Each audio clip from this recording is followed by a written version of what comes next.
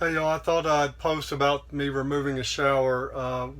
Our shower pan was cracked in so many places that there was no reviving it. So I wanted to show you what I discover as I take it out. It looks like obviously there's a little bit of damage there. So let me just show you what I've got. It's a little hard to see maybe, but those are cracks in the floor. If it had just been the sidewall, I would have tried to patch it. But when you step on that floor, it was just crunching. So this is kind of odd, but the sink overlapped the shower wall right there. It's kind of a odd little setup, and there's the funny little sink that's in this thing. And there's our cool bathroom wallpaper. But you can see the roof is leaking right there. Something's going on because I got some ceiling damage. This is the structure behind the shower. So there's my water leak. I just cut around that faucet. Obviously it's mounted into this, so I'm going to figure out how to take it out. And then I've still got to figure out how to rebuild this shower. But when I got under this thing, the waste tank that's underneath it, it was white plastic, which I wasn't expected, but it's gone. You can see daylight through it. The whole bottom side is gone. So I'm going to pull the toilet and pull this, and then if anybody has any ideas on how to rebuild a shower in one of these things, I'd love to hear it. But I thought you guys might want to see what it looks like, and I'll post some more later. We're moving the toilet, and just wanted to just show you if I could. It's really hard to see, but one of the bolts is right there above this step, just a 1/2 inch nut, and then as you can see around the bowl, there's a hole, and down in that hole is a bolt with a 1/2 inch nut on it as well, and you have to have a long extension to get to it. But those are the two that are holding this. This is a Aquamagic Starlight 20, or I guess whatever, but it's the front pedal. That's what gives it a different. It doesn't have bolts on the side. It's got the one in the front and the one in the back. So I'm going to get an extension, and first time I reached in there, the socket fell off. So make sure you got some tape around it or something, because there's no way to access it. It's sealed to the floor. So I had to get the old magnet out and get it out. All right, just thought you might want to know. Thanks.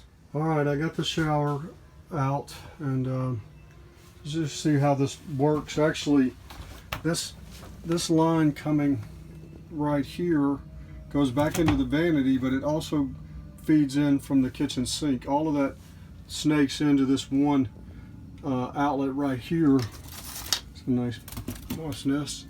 That actually does not, this camper does not have a gray water tank. It just has a black water tank. This actually feeds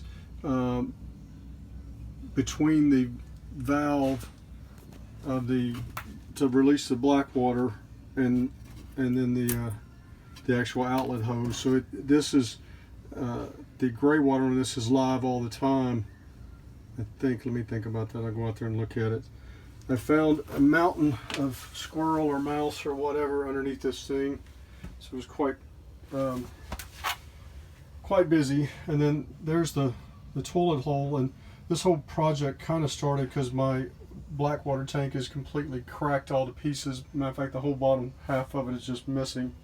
So we're replacing that, and then my shower wasn't actually, the pan itself wasn't, I mean, it was cracked, but it was just the decorative side that was cracked. The fiberglass was still intact. So the good news is I don't have a big mountain of water damage underneath this. That daylight you're seeing, there's actually a sheet metal access panel that screws back up. I opened that up earlier, but it allows you to access these drains, I guess is what it's for. And then you can see that this is the water lines for the toilet, and then the hot and cold water lines going in.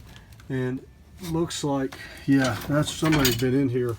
I'm glad I discovered this. This is where they've actually capped off the water to this shower. I don't know if that's actually, even the toilet line has been cut, so there was no water in here. I'm assuming they're capped off and they were using the sink. Yeah, this is capped off as well, so they were just using the sink and they weren't using the toilet. Well, they couldn't use the toilet because there was all it was going to do was dump on the ground. So anyhow, the things that you learn when you buy a 48-year-old camper. Do have again a little water damage, but the shower itself looks good. I just need to make sure I get that roof good and sealed back here. That doesn't look too bad. So we're moving on. Well, I've got the waste tank removed. That wasn't as hard as I thought it was going to be, other than the straps that hold it up were broke. But I thought I'd show you how this actually works. That's what you're seeing, of course. That's really where the toilet goes straight into the tank right there. And then there's another pipe for this one, because remember, this is just a waste black tank. That's a vent pipe that went all the way up through the roof, so I just cut it off. And I'll show you real quickly what I was dealing with. That's literally how we bought this camper. That was the waste tank. You can see it wasn't going to hold anything, so I've ordered a new black tank. Let's show you what that looks like. I'm opting to go